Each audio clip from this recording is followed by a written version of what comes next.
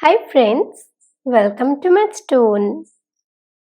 Today we will learn to find the factors of 6. So let's start. At first we will look for all the possible ways in which we can express 6 multiplicatively. We will start our searching from 1.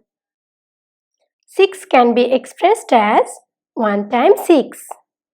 The next number is 2 and it divides 6. So we obtain 6 equal to 2 times 3. Next we have to try for 3, but 3 is already here. So we will stop right now.